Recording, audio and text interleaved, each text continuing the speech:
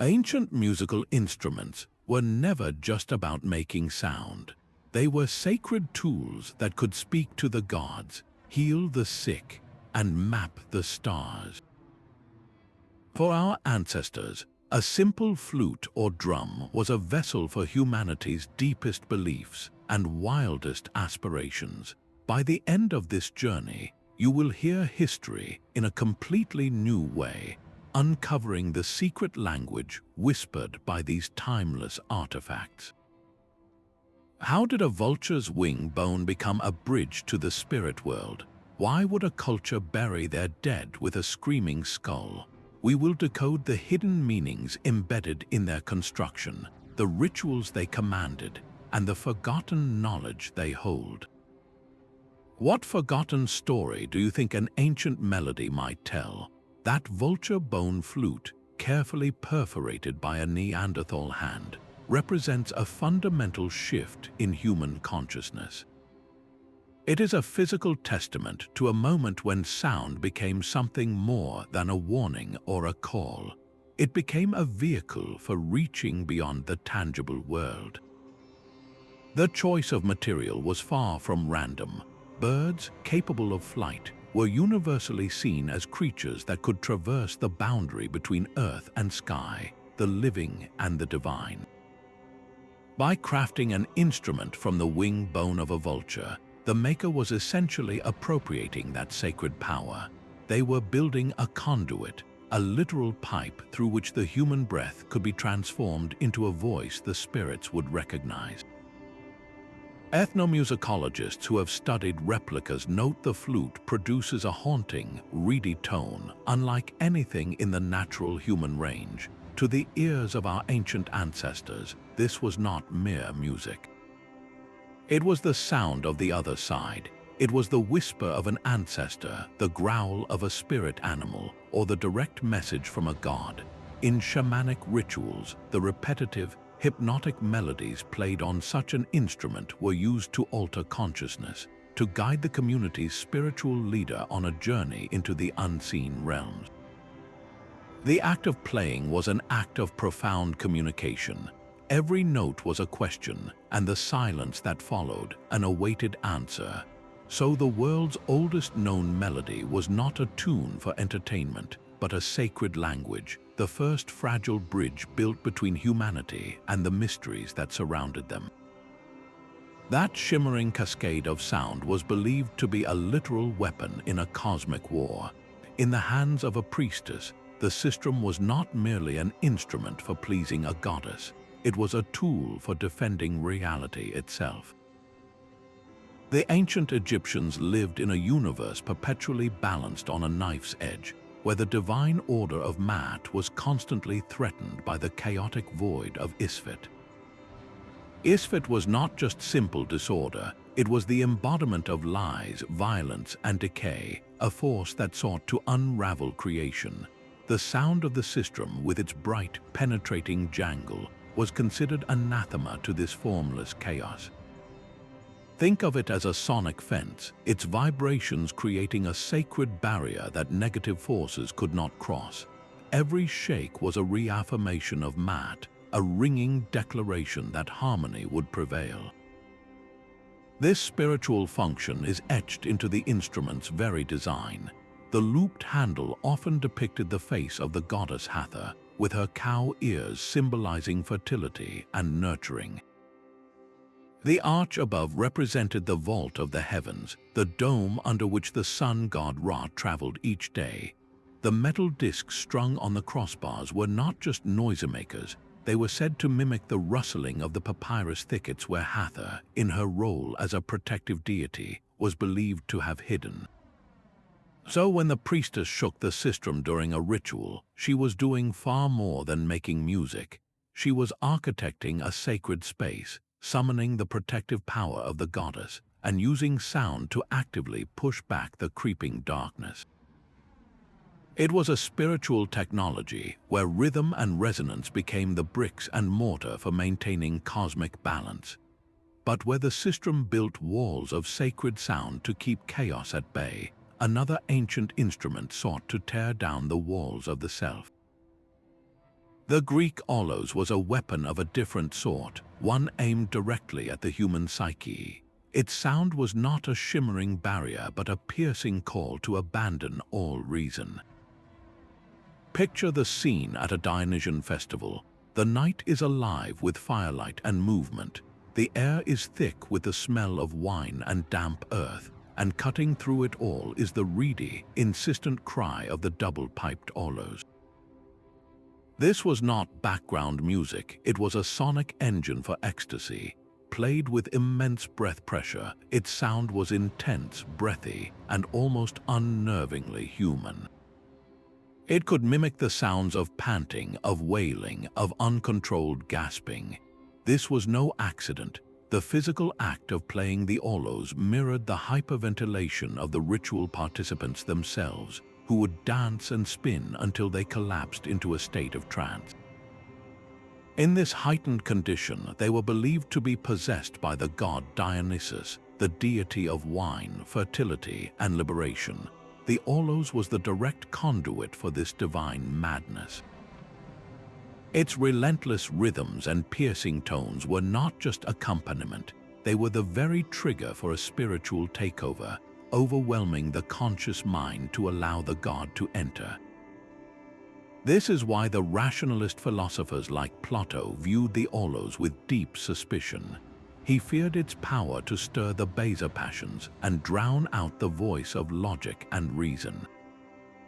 For Plato, music was meant to reflect the cosmic order, like the lyre of Apollo. The Aulos did the opposite, it shattered order. It promised catharsis not through quiet contemplation, but through a violent, emotional release.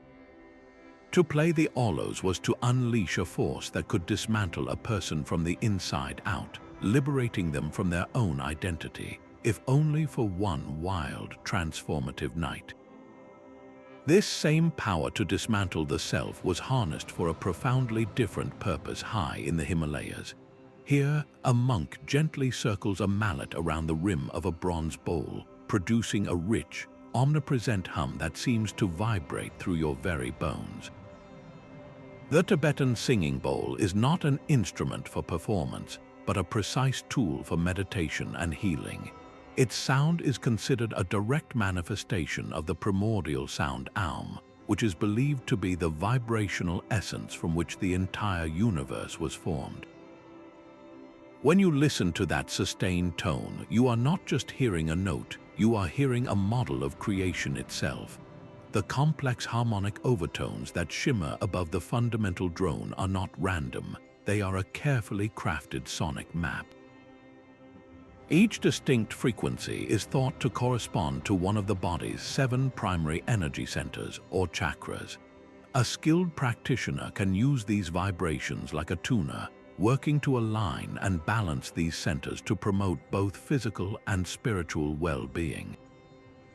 The entire act is a form of sonic alchemy. The solid material world, represented by the heavy bronze bowl, is transformed through friction and intention into pure spiritual vibration. The goal is to guide the listener away from the chatter of the individual mind and toward a state of inner silence and universal connection. Where the Aulos sought to shatter the ego through chaotic frenzy, the singing bowl seeks to dissolve it through resonant harmony. It is a reminder that in these ancient traditions, sound was not merely art. It was a sophisticated and deliberate technology for navigating the inner landscapes of consciousness. That continuous drone of the Didgeridoo is the sound of the land itself breathing. Under the vast outback sky, its deep, resonant hum feels less like a performance and more like a revelation of a timeless presence. Unlike the carved and shaped instruments of other cultures, the didgeridoo's primary form is a gift from nature. It begins as a eucalyptus branch, patiently hollowed out over years by termites. The maker does not force a design upon the wood, but instead discovers the instrument within it, listening for the branch that already holds the right song. This process blurs the line between creation and discovery, suggesting the instrument was always there, waiting to be found and awakened. To bring it to life requires a technique as unique as its origin, circular breathing. The player learns to breathe in through the nose while simultaneously pushing air stored in the cheeks out through the mouth. This creates an unbroken stream of sound, a sonic representation of an eternal cycle with no true beginning or end. It is the sound of life, death, and rebirth, the fundamental rhythm of the Aboriginal Dreamtime. The Dreamtime is not a past event, but a continuous, parallel reality where ancestral spirits formed the world and its laws. The Didgeridoo's endless drone is the audible thread connecting the present moment to that eternal dimension. But the magic does not stop with the drone. Skilled players layer intricate rhythms and vocalizations over this foundational tone, creating a complex sonic tapestry. They expertly mimic the cackle of a kookaburra, the hopping rhythm of a kangaroo, or the slithering motion of a snake. Each sound is a syllable in an ancient story, recounting the journeys of creator ancestors and mapping the sacred features of the landscape. A particular sequence of tones might describe the path of a waterhole-forming serpent, while a specific rhythm could tell of the formation of a mountain range. The didgeridoo, therefore, is far more than a musical instrument. It is a living, breathing narrative. It is a vessel for the land's own memories, played with the breath of a person who is both storyteller and listener, channeling the very history of the people and the place they have belonged to for over 50,000 years. Buried deep within a Mayan tomb, a small clay jaguar sits in silence. To the untrained eye, it is a simple artifact, but lift it to your lips and it becomes a key to another world. This is a Mayan ocarina, and its purpose was one of life's ultimate transitions, death. For the Maya, the journey did not end with a final breath. The soul then faced its most harrowing trial, a descent into the dark and treacherous underworld of Xibalba. This realm was not a place of simple punishment, but a labyrinth of deadly tests and deceptive lords. The ocarina buried with the deceased was no sentimental token. It was a vital piece of spiritual equipment. Its music was believed to serve as both a guide and a protective charm for the soul navigating this terrifying landscape. The specific tones it produced were not arbitrary. They were likely coded messages, sonic keys meant to appease certain deities or confuse malevolent spirits. The instrument's form was its first layer of magic. An ocarina shaped like a jaguar invoked the power of this revered animal, the creature that carried the sun through the darkness of the underworld each night before its dawn rebirth. A vessel carved with the visage of a death god was not an omen of doom, but a direct appeal to the ruler of that very domain. So when a mourner placed this clay whistle beside a body, they were not just saying goodbye. They were providing a compass, a tool to help their loved one find the path through the house of gloom or the place of cold. They were ensuring the soul had a voice in the silent dark, a sacred sound to plead for safe passage and perhaps one day a return. That same sense of a sound carrying a cosmic warning echoed across the cold northern seas. A Viking sailor stands at the prow of his longship, a massive, curved bronze horn called a lure pressed to his lips. He blows and a deep, mournful blast rips through the fog, a sound that seems to travel not just over the water, but through time itself. On a practical level, this was brilliant maritime technology. The lure's incredible length, sometimes over 2 meters long, and its clever S-curve allowed its low-frequency call to carry for miles, cutting through howling wind and crashing waves to coordinate the movements of an entire fleet. It was a tool for survival in a brutal environment, but for the Norse, no object of such power existed in a purely practical realm. The lure's very shape was a deliberate echo of something far grander and more terrifying, the Djembe horn. This was the horn of the god Heimdallr, the ever-vigilant watchman of the gods who stood at the Rainbow Bridge Bifrost. His purpose was to sound a single, world-shattering note at the first sign of the giants' advance, a blast that would herald the beginning of Ragnarök, the final battle that would consume gods, monsters, and the world itself. Every time a sailor raised a lure to his lips, he was not merely signaling to a nearby ship. He was reenacting this divine duty on a human scale. His breath became a fleeting imitation of Heimdallr's, his instrument a mortal shadow of the cosmic alarm. The sound rolling over the grey waves was a constant, audible reminder that their world, with all its voyages and battles, was perched on the edge of a prophesied doom. It connected the daily struggle of navigation and exploration directly to the epic tapestry of their fate, making every journey feel like a small part of a much larger, divine story rushing towards its inevitable, resonant climax. Each pluck of a Veena string is a meditation on the architecture of reality. In the quiet space of a temple, the musician is not merely performing a raga, they are tuning the soul to the fundamental frequencies of the universe. The instrument is a sacred diagram, its physical form a map of cosmic principles. The large, round resonator at its base is not just for amplifying sound, it is a symbol of the entire manifest world, the physical realm we can perceive. The long, fretted fingerboard stretching from this globe represents the axis of creation, the central pillar around which existence unfolds, and the 7 strings, painstakingly tuned, are far more than sources of melody. They embody the 7 primal swaras, the essential notes that Indian philosophy teaches are the very sonic seeds from which all of creation blossomed. Every composition, every intricate melody is built from these 7 fundamental vibrations. To play the Veena is therefore to engage in an act of profound alignment. The musician's posture must be perfectly balanced, their breath steady, and their focus absolute. This is why it is called Nada Yoga, the yoga of sound.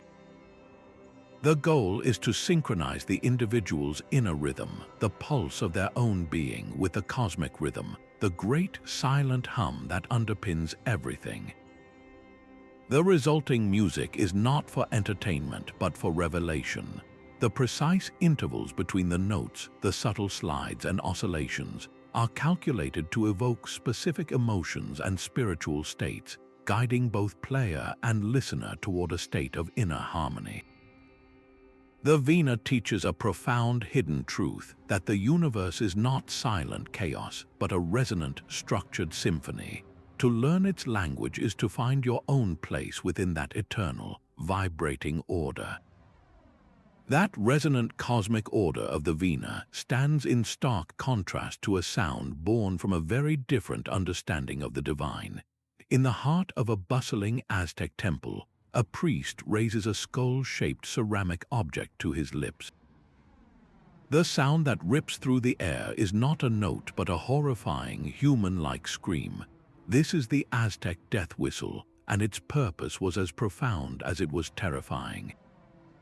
For decades after their discovery, these artifacts were mislabeled as mere toys or decorative ornaments, their true function lost to time. It was only when a curious researcher decided to blow into one that the chilling truth was unleashed. The sound it produced was unlike anything found in nature or music, a shrieking wail that echoed the final agony of a dying creature. This was no instrument of war, not a tool to frighten earthly enemies on the battlefield. Its stage was far more sacred and dreadful. The death whistle was a central artifact in the rituals of human sacrifice, a practice the Aztecs saw as essential to the very survival of the cosmos. They believed the gods had sacrificed themselves to create the sun and the world, and this divine debt required constant repayment with the most precious offering of all, human life. The scream of the whistle was believed to be the voice of the wind of night, the chilling breath of Mictlantecuhtli, the skeletal god of the underworld. When blown during a sacrificial ceremony, its sound served multiple interconnected purposes. For the victim, it was not a sound of torment but a sacred guide. Their life was being given to nourish the sun god Huitzilopochtli, and the whistle's terrifying cry was a sonic path, a piercing beacon to lead their soul through the dark and dangerous journey into the afterlife. For the gathered witnesses, the sound was a visceral reminder of the brutal contract between humanity and the divine. It reinforced the belief that life emerged from death, that the sun would only rise again if this bloody price was paid. The whistle was a sonic weapon of immense psychological and religious power, a physical embodiment of a world where life, death, and the divine were not separate concepts, but violently and intimately intertwined. Its scream was the sound of the universe's price tag, a reminder that creation itself demanded a terrible, recurring sacrifice. In the echoing halls of a Chinese imperial court, the sound of a single bronze bell is a statement of absolute power. This is not the solitary chime of a temple, but one voice in a chorus of dozens, a set of Bayanjong bells suspended in an elaborate wooden frame. Each bell is a marvel of ancient metallurgy, cast from bronze to produce not one, but two distinct, perfectly tuned pitches depending on where it is struck. When played by a team of musicians, these bells generate a complete 12-tone scale, capable of performing the most complex and sophisticated music of the ancient world. Yet this breathtaking sonic achievement was never meant for public enjoyment. The Bayanjong was the ultimate symbol of a ruler's divine mandate, a physical manifestation of the Chinese philosophical concept that true power was the ability to maintain perfect harmony. The philosophy held that the cosmos, the state, and music all operated on the same fundamental principles. A universe in balance had predictable seasons, a kingdom in peace had orderly citizens, and music in tune followed strict mathematical ratios. Therefore, a ruler who could commission and maintain this perfect set of bells was proving he understood the very laws of existence. He was demonstrating, in the most tangible way possible, that his reign was in sync with the heavens themselves. Every note from the Bayanjong was a political declaration. The specific pitches were not arbitrary. They were meticulously aligned with the 5 elements, the cardinal directions, and the cycles of the seasons. The music created was a sonic model of a well-ordered cosmos, a mirror of the stability the emperor claimed to bring to his empire. To hear the Bayanjong was to hear the state itself, resonating in perfect, unshakable harmony. So the music was a form of high-stakes diplomacy and powerful propaganda, its flawless intervals serving as proof that the empire was governed by a man whose authority was literally tuned to the frequency of the universe. That metallic roar was a declaration of war meant to shatter Roman discipline. While the legionaries moved in lockstep, their advance a symphony of ordered marching and clanking armor, the Celtic battle line answered with the carnix. This was no simple horn blast, but a long, undulating wail capped by the fearsome, open-mouthed head of a wild boar. Crafted from beaten brass and standing taller than a person, its design was pure psychological genius. The sound itself was unnerving, a harsh, metallic scream that cut through the din of shouting men and clashing shields. But the true terror came from the sight of that gaping boar's jaw looming above the fray, its tongue often designed to clatter menacingly against its teeth with the instrument's movement. This was not a random animal emblem. In Celtic culture, the boar was the ultimate symbol of untamable ferocity and raw courage, an animal that would fight to its last breath. To place its image at the head of your army was to claim those very qualities for your warriors. The carnix was a spiritual lightning rod, Its cry was believed to be a direct summons to the war gods like Morrigan, a call for their favor and presence on the field. More than that, it acted as a channel, stirring the warriors into a state of sacred frenzy known as the furor. This was not mere anger, but a trance-like battle rage where the fighter felt imbued with supernatural strength, a berserker fury that made them indifferent to pain and fear. So when a warrior heard the Carnix's call, he wasn't just hearing a signal to charge. He was hearing the voice of his tribe's collective spirit, the blessing of the gods, and the awakening of his own inner beast. It transformed a group of individual fighters into a single, roaring entity, a force of nature that the orderly Roman war machine had to confront not just with steel, but with raw, unnerving courage. The Santa's shimmering cascade of notes is a meticulously calculated path to heaven. Each strike of the delicate mallets on its 72 strings is an exercise in sacred geometry, a direct legacy of the Islamic Golden Age where science, art, and the divine were inseparable disciplines. The instrument itself is a universe in miniature. Its trapezoidal frame is not just a shape, it is an architectural principle, a stable foundation from which sonic complexity can elegantly unfold. Those 72 strings are no accident, they are a cosmic echo. In Islamic mysticism, the number 72 holds profound weight, often associated with the diverse manifestations of God's creation and the countless paths to spiritual understanding. Arranged in courses of 4, the strings create a rich chorus of sympathetic vibrations, where each note struck consciously awakens others to sing along in harmonic agreement. This is the physical heart of the Santa's power, its inherent resonance, but the true genius of the system lies in the dastka, the complex modal framework that governs every performance. This is not a simple scale for composing catchy tunes. The dastka is a detailed spiritual and emotional roadmap. Each of its primary modes is linked to a specific time of day, a natural element, and a particular state of the human soul. One mode might be prescribed for the quiet introspection of midnight, another for the passionate energy of the afternoon sun. The musician is not just a performer, but a guide, using the Santa's mathematically perfect intervals to lead the listener on a journey.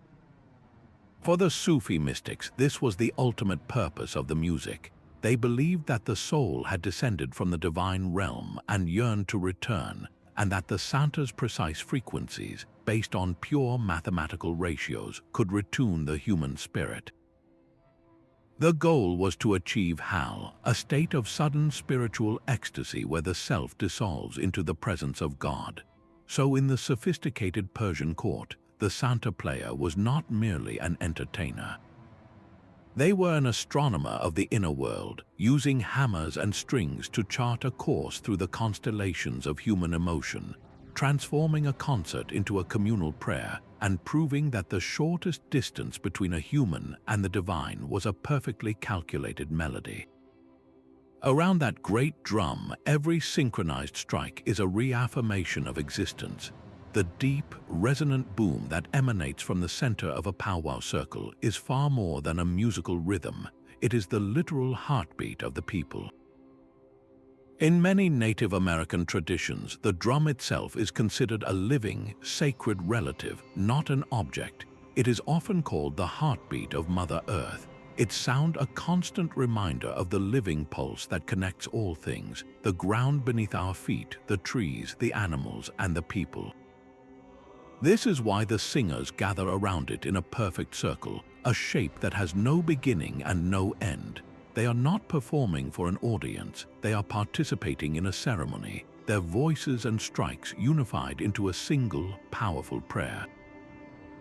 The act of drumming together becomes a profound metaphor for community itself. Just as a single heartbeat is fragile, the combined rhythm of 8 or more drummers creates an unstoppable, powerful force. This synchronized effort requires deep listening and mutual respect. each person subordinating their individual rhythm to the good of the whole. It is a living lesson in harmony, teaching that the community's strength depends on every voice, every hand, contributing to the collective pulse. Each song played on this sacred instrument carries a specific responsibility and history. There are honor songs for veterans celebrating their courage and sacrifice. There are social songs for dances that bring joy and celebration, strengthening social bonds. There are spiritual songs that carry prayers for healing, for rain, or for guidance. The drum does not merely accompany these songs, it gives them life, providing the foundational pulse upon which the stories, prayers, and memories of generations can travel. To sit near the drum is to feel that vibration in your chest, a physical experience of connection to ancestry, to the earth, and to every person in the circle. It is the central, beating heart of cultural identity, keeping the memory and spirit of a people alive with every resonant, unifying strike. This golden bull stares out from a soundbox of lapis lazuli and gold, a silent witness to the world's first cities. Unearthed from the royal cemetery of Ur, these Mesopotamian lyres were not the playthings of kings but the sacred voices of priests. Their intricate inlays tell stories of heroes and gods, for they were built not for mortal ears but for divine audiences. In the heart of the temple, their strings were plucked to accompany a specific, vital form of prayer, the lament. This was not a song of simple sorrow, but a powerful, structured plea meant to soothe the tempers of unpredictable deities and avert their wrath. The music was a crucial part of the spiritual maintenance required to keep a fragile civilization from collapsing into chaos. Its most profound role was in the sacred marriage ceremony, a ritual where the king would symbolically unite with the goddess of love and war, Inanna. This was not a pageant, it was the ultimate act of sympathetic magic. The lyre's music provided the sonic backdrop for this cosmic coupling, its harmonies believed to directly influence the fertility of the land, the abundance of the harvest, and the very continuation of life itself. This is why the bull, a universal symbol of potent strength and procreation, crowns the instrument. Its presence channels that raw, generative power directly into the music. Every note from the lyre was therefore a thread in the fabric of reality, a resonant plea for rain, for growth, for renewal. It was the sound of humanity, through its rulers and priests, actively participating in a dialogue with the forces of creation, using crafted beauty to beg for the world to be born again, season after season. That breathy, imperfect tone is the sound of a mind stripped bare. In the hands of a Komuso monk, the shakuhachi flute becomes an extension of the body and a mirror for the soul. Crafted from a single piece of bamboo, its construction is deliberately simple, its sound raw and unadorned. This is because its purpose was never to create beautiful music for an audience. It was designed for a single, profound practice known as suizan, or blowing meditation. For the Komuso, wandering ascetics of feudal Japan, the act of playing the shakuhachi was their primary form of prayer. Every note was a koan, a paradoxical question meant to transcend logical thought. The focus was not on the melody that resulted, but on the entire mindful process of its creation. The player must first achieve a state of complete mental stillness, then channel a steady, controlled stream of air through the simple bamboo pipe. The immense breath control required is a physical discipline that demands absolute presence. A wavering mind produces a wavering note. A grasping desire for a perfect tone only creates tension and failure. The shakuhachi therefore teaches through its inherent difficulty. Its hollow, breath-filled sounds, filled with the noise of air and the subtle variations in pitch, are not mistakes to be eliminated, they are essential. They are the audible evidence of a human being fully engaged in the struggle of the present moment, embracing imperfection as the only true path.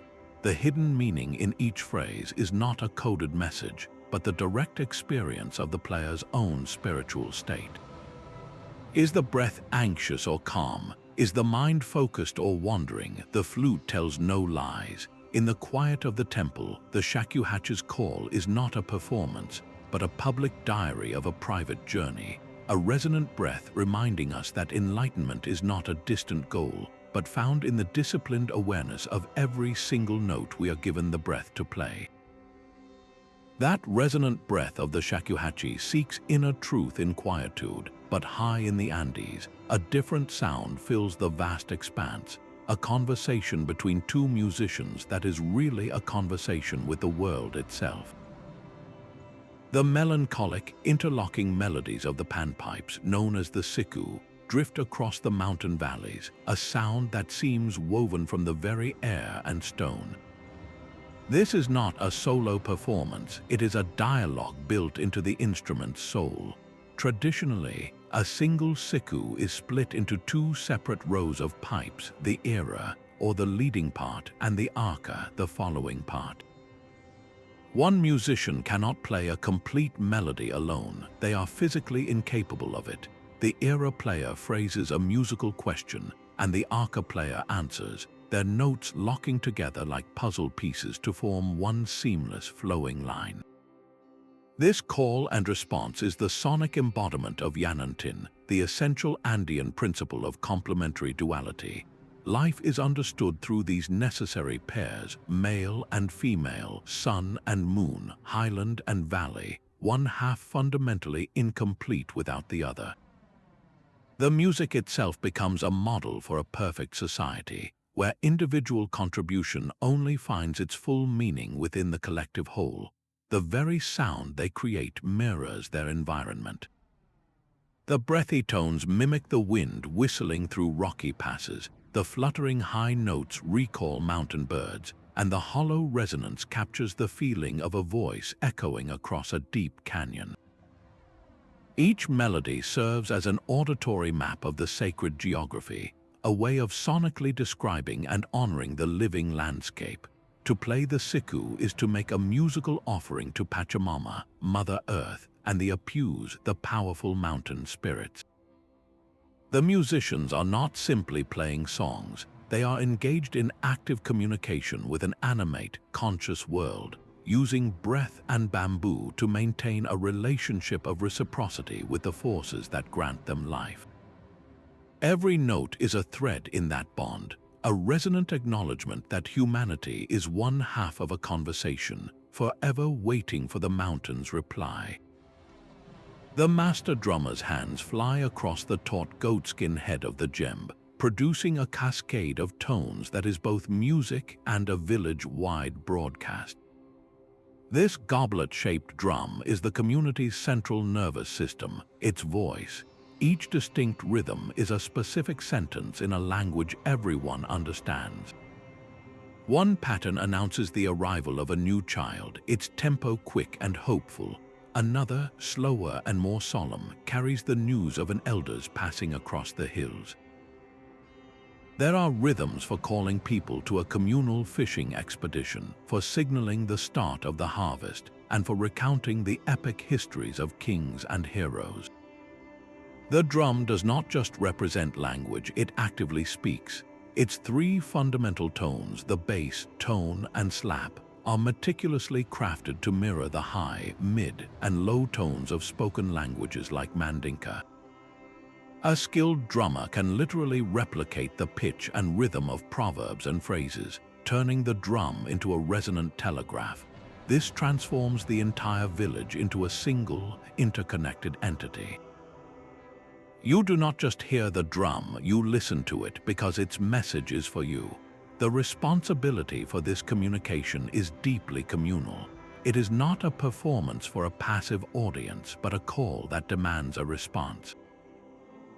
When a rhythm for a communal task is played, people do not just appreciate the skill, they get up and go to work. The drum creates a shared physical and emotional experience, synchronizing the heartbeat of the village. Around the fire, as the rhythm builds and dancers' feet answer the drum's call, social bonds are not just remembered, they are actively woven tighter with every strike. The Djembe is a living, breathing archive, its hidden meaning pulsing in the space between sound and action, a timeless network that proves a community can truly be united by a single speaking beat. That raw, unadorned blast cuts through all ceremony and ritual, a sound that has not changed for thousands of years. The shofar, a simple ram's horn, produces a cry that is intentionally shaky and imperfect, a stark contrast to the polished tones of a modern trumpet. This is not a flaw, it is the entire point. The sound is meant to mirror the raw, unpolished state of the human soul crying out in self-reflection. It is the sound of a breaking heart, not a composed melody. On the high holy days, particularly Rosh Hashanah and Yom Kippur, this sound becomes a direct spiritual command, a wake-up call for the entire community to examine their lives and return to their moral center. The language of the shofar is built from 3 distinct calls, each a specific emotional and symbolic instruction. The tekaya is one long, sustained blast, a sound of proclamation. It is meant to coronate God as the sovereign king, setting the stage for a period of divine judgment. This is followed by the shevarim, 3 shorter, wavering blasts that mimic the sound of sighing or deep groaning. It is the audible expression of sorrow, of a soul feeling the weight of its own missteps. Then comes the teruah, a rapid series of 9 staccato bursts, the sound of an alarm clock for the spirit. It is a call to urgency, shaking listeners from their spiritual slumber, but the instrument itself is as meaningful as its sound.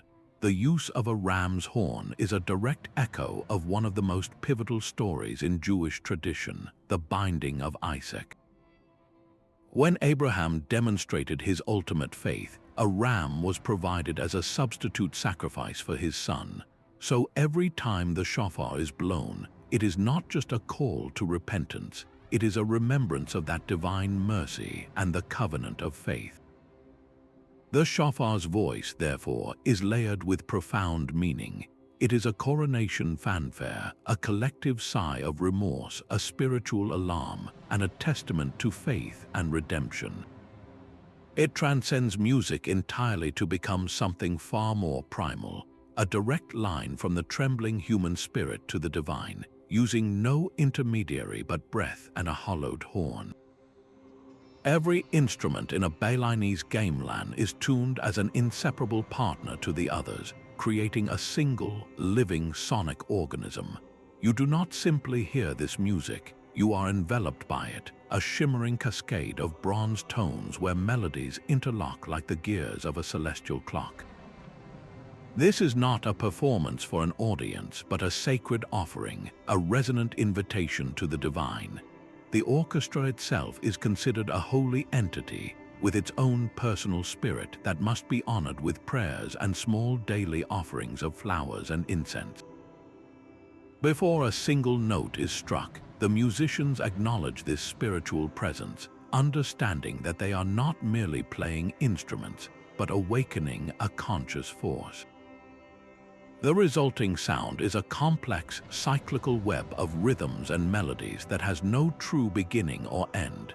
This intricate design is a deliberate echo of the Balinese Hindu worldview, where the universe is seen as a vast, self-regulating system of cycles, from the turning of the seasons to the reincarnation of souls. The music becomes a sonic model of this cosmic order, its interlocking patterns reflecting the perpetual dance between the seen world of humans and the unseen realm of gods and spirits. The ultimate purpose of this resonant tapestry is to create a bridge, a vibratory pathway that makes the world of the gods tangible. The shimmering sonic environment is believed to be so pleasing and harmonious that it entices the deities to descend from their celestial abode and temporarily inhabit the space of the temple ceremony. In this state, the music balances the two halves of reality, bringing them into a momentary, perfect alignment. This philosophy of harmony extends directly to the human realm. No single musician in the gameland carries the main melody alone. The core tune emerges only from the precise collaboration of every player. Each person's part, no matter how simple or complex, is a vital thread in the overall tapestry. If one person falters, the entire intricate structure can unravel. The hidden meaning of the gameland, therefore, is a profound lesson in community. It teaches that true harmony, whether in music, society, or the cosmos, is not a solo achievement, but a collective act of listening, respect, and synchronized intention, where every individual breath contributes to a resonance that can summon the divine. That clear, piercing call was the sound of a schedule being imposed upon the world. In the Roman Forum, the long, straight brass tuba did not invite the gods or stir the soul, it issued commands. Its voice was the audible expression of Roman order, a sonic tool for structuring time, movement, and society itself. This instrument was the ancient equivalent of a public address system, its sharp tone cutting through the din of a bustling city to mark the precise moments that held the empire together. A single, distinct blast might signal the opening of the Senate doors, transforming a crowd of arguing politicians into a formal governing body. Another call would announce the changing of the palace guard, a ritual of discipline performed to the sound of a brass metronome. And in the colossal arena of the Colosseum, the tuba's voice orchestrated life and death, heralding the entrance of gladiators and the beginning of combat. Its most vital role, however, was on the battlefield. The complex system of military calls played on the tuba could direct a legion of thousands with the efficiency of a modern radio. One sequence meant form a defensive testudo or tortoise formation. Another commanded a flanking maneuver. The soldiers did not just listen to these sounds, they were trained to physically react to them as a single, cohesive machine. There was no room for individual interpretation or mystical frenzy. The tuba's sound was pure, unambiguous instruction. It was the sound of the state itself, a resonant manifestation of the Roman belief that civilization was built on law, hierarchy, and the power to make oneself heard above the chaos. While other cultures used sound to speak to the heavens, Rome used the tuba to speak to its citizens and soldiers, building an empire not on divine whispers, but on the clear, commanding voice of human authority. Facing each other in the frozen air, two Inuit women engage in a duel of breath and sound. This is katajak, or throat singing, a captivating contest where one woman leads with a rhythmic pattern of deep guttural pulses, sharp inhalations, and resonant throat sounds, and the other must mirror and interlock her own sounds perfectly. The first to run out of breath or break into laughter loses. But this game is far more than simple amusement. It is an acoustic map of a world where human survival is intertwined with the environment. The sounds they create are direct imitations of the life that surrounds them. A quick, panting rhythm becomes the sound of a sled dog team on the run. A complex, guttural pattern mimics the cacophony of a flock of geese. They might even produce a soft, shimmering vibration to echo the ethereal crackle of the aurora borealis dancing in the night sky. In this way, throat singing is a form of sonic storytelling, a way of processing and internalizing the very soundscape that defines their existence. The hidden strength of this tradition lies in its profound intimacy. Performed face-to-face, often with hands on each other's shoulders to feel the vibrations, it is an intense exercise in mutual focus and empathy. You must listen with your entire body, anticipating your partner's breath, matching their rhythm, and becoming one single, resonant instrument. This deep, non-verbal communication forges an unbreakable social bond, a vital source of warmth and solidarity during the long, isolating darkness of the Arctic winter. More than that, it is a covert training ground for survival. The incredible breath control mastered through this playful competition is the same control needed for a hunter to stay silent and still on the ice for hours, or for anyone to conserve energy during a brutal snowstorm. The rote singing does not simply mimic the challenges of the Arctic, it transforms them. It takes the howling wind, the exhausting cold, and the stark isolation, and turns them into a shared, joyful game.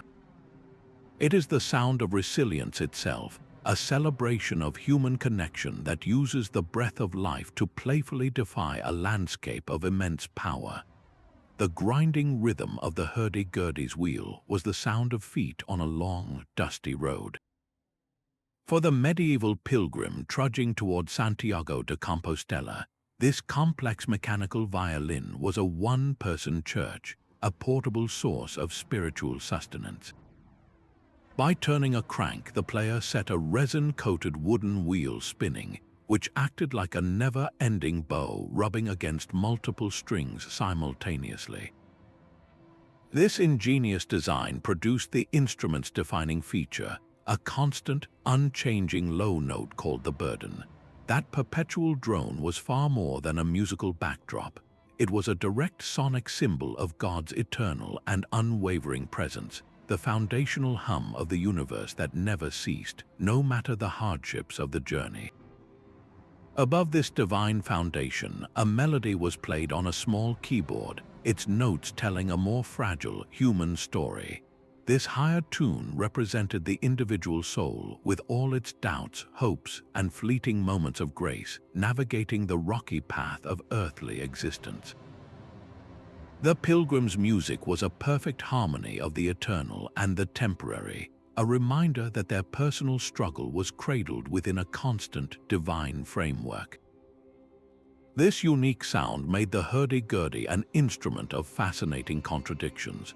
It was equally at home in the hands of a pious monk chanting sacred hymns and a wandering beggar spinning secular tales of love and adventure. For those who could not afford other instruments, its ability to provide both harmony and melody made it the ultimate portable companion, the medieval equivalent of a personal music player loaded with an entire library of devotion and distraction. The relentless, monotonous drone, which could seem repetitive to a modern ear, was the entire point. It was an aural anchor, a vibrational prayer wheel that kept the pilgrim's mind focused on the divine through the blisters, the hunger, and the immense distance. Each turn of the crank was an act of faith, the instrument's voice asserting that even in the deepest isolation, you were never walking alone. Silence was the necessary canvas for the geomungo's deep, resonant notes. In the seclusion of his studio, a Korean scholar would straighten his robes, settle before the long wooden zither, and begin to play, not for an audience, but for his own moral edification. This was one of the 6 essential arts a true gentleman was expected to master, alongside archery and calligraphy, but its purpose went far beyond technical skill. In the Confucian worldview, the chaos of the outer world could only be balanced by the rigorous order of the inner self. Playing the geomungo was a primary method for achieving this. The act required immense discipline, each pluck of the 6 silk strings a deliberate, thoughtful gesture. The resulting sound is often described as austere, even severe, lacking the decorative flourishes of other instruments. This was by design. The clean, resonant tones were meant to be a mirror for the mind, reflecting the player's own state of virtue, or lack thereof. A restless, impatient spirit would produce a rushed and discordant melody, while a calm, focused mind would draw forth a steady, harmonious flow. The music was a form of audible self-examination, a private language between the scholar and his own conscience. Its hidden meaning was intellectual and moral refinement. The geomungo was not for entertainment, it was a tool for philosophical reflection. its somber voice the direct expression of a soul actively cultivating wisdom, balance, and integrity. To hear it was to listen in on a private conversation with virtue itself. That deep, resonant call across the water was a prayer for survival itself. The Moch people, masters of the arid Peruvian coast, crafted their pututo trumpets from the largest conch shells they could find, transforming the ocean's own discarded home into a voice for the entire community. This was not a gentle sound, but a low, booming blast that could carry for miles, traveling from the fishing villages on the shore up through the river valleys to the settlements nestled in the foothills. In a landscape where the desert met the sea, the pututo became the vital link that connected these two worlds. Its sound was a practical tool for coordination, perhaps signaling the return of a fishing fleet laden with anchovies, the lifeblood of the Moch diet. But its function ran infinitely deeper. The conch shell was a sacred object, a direct symbol of the sea's immense fertility and power. To hold a pututo was to hold a piece of the ocean deity's domain. When a priest blew into the shell during a ceremony, that booming note was not merely a sound, it was a direct invocation. It was a call across the water, a respectful plea to the gods of the Pacific to continue providing their bounty. In a culture entirely dependent on the Humboldt Current's rich harvest, this was not superstition. It was a spiritual technology for ensuring the community's continued existence. The pututo's call tied the geography of the people directly to their spirituality. The sound physically traveled from the coast inland, symbolically carrying the life-giving essence of the sea to the mountain dwellers. Every blast was a sonic bridge, a resonant acknowledgement that their survival was a gift from the watery depths. A prayer for abundance voiced through a shell that had once been home to another creature of the deep. From the jawbone of a giant pike and the hairs of a maiden, the very first melody was strung. In the Finnish national epic, the Kalevala, the world was not complete with just land, sky, and water. It required a song. The eternal sage Veena, a being of ancient magic, did not simply craft the first kantele, he conjured it from the world itself. The frame came from the jawbone of a massive pike, a creature of the deep, mysterious waters. The strings were spun from the hairs of a willing maiden, representing human life and spirit. This was not an assembly of parts, but a magical synthesis, binding the wild essence of nature with the delicate soul of humanity into a single, resonant object. When Veena finally played, the effect was not mere entertainment. It was a temporary reordering of reality. The music that flowed forth was so profoundly beautiful that it stopped the natural world in its tracks. Birds ceased their own songs to listen. The beasts of the forest were moved to tears, and even the deity of the waters rose from the depths to hear the enchantment. This was the power of the kantele. It did not accompany creation. It actively completed it, imposing a new, captivating order through the sheer force of its harmony. For the ancient Finns, this myth was a foundational truth about the nature of existence. Music was not a human invention, but a primordial force discovered and channeled. The kantele player was therefore a modern echo of Veena, a keeper of that original world-shaping power. Its hypnotic, plucked melodies, often built on repeating circular patterns, were believed to hold practical magic. A specific rhythm could calm a crying child.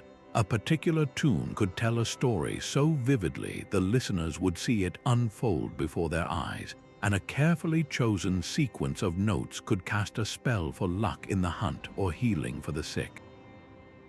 The instrument was a direct link to that mythical time when song could literally bend the world to its will, the hidden meaning resonating within the kantele's simple wooden body and its silvery strings is one of pure origin.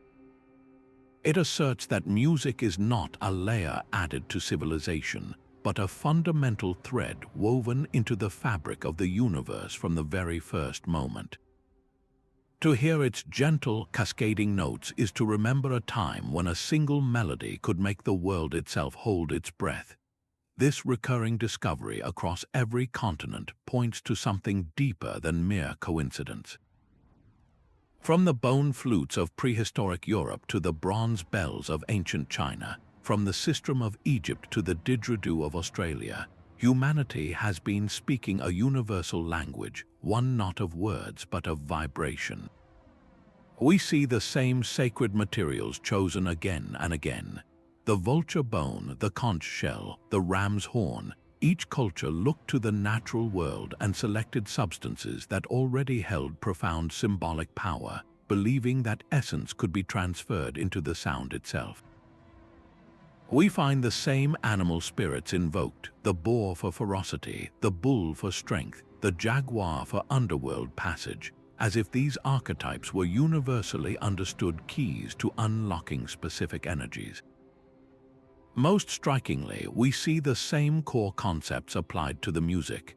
The drone, whether from a hurdy-gurdy or a didgeridoo, represents the eternal, unchanging foundation of existence. The intricate melody woven above it represents the fragile, beautiful dance of individual life. The idea that specific rhythms and frequencies could heal the body, align the soul, or command the attention of the gods was not an isolated belief, it was a global intuition. This suggests that the human relationship with sound is not a cultural invention, but a biological and spiritual inheritance. It is a fundamental aspect of our consciousness, an innate understanding that we are not solid, separate beings, but resonant creatures existing in a vibrating universe. The next time you hear a piece of music that gives you chills or a rhythm that makes you want to move, you are not just reacting to art, you are tapping into the oldest and most universal language we possess, a hidden thread of resonance that has connected every human who ever lifted a voice, beat a drum, or blew into a hollowed bone in a timeless, silent conversation with the cosmos itself. From the spirit-calling flutes of our deepest past to the cosmic bells of imperial courts, we have uncovered a stunning truth. Ancient musical instruments were never just about music. They were encoded with the deepest beliefs, fears, and aspirations of their cultures, serving as bridges to the divine, tools for healing, maps of the cosmos, and the very heartbeat of communities. A drum was a living relative, a flute was a soul's guide, and a bronze horn was the voice of a god. These artifacts prove that for our ancestors, sound was a tangible, powerful force, a sophisticated technology for interacting with every layer of existence, from the inner self to the outer stars. This hidden language of vibration was humanity's first metaphysics, a way of exploring the great mysteries of life, death, and creation long before the written word could capture such thoughts. These hidden meanings remind us that sound is a profound and primal force in the human story, a universal thread connecting us to every person who ever sought to translate the ineffable into a note, a rhythm, or a resonant drone. So the next time you hear a melody that moves you, or even the simple, rhythmic pulse of a train on its tracks, pause for a moment, listen to the world with new ears. What hidden meanings and forgotten stories might be embedded in the sounds that surround you today? Share your thoughts and discoveries in the comments below, and if this journey into the secret life of sound resonated with you, subscribe for more explorations into history's greatest mysteries.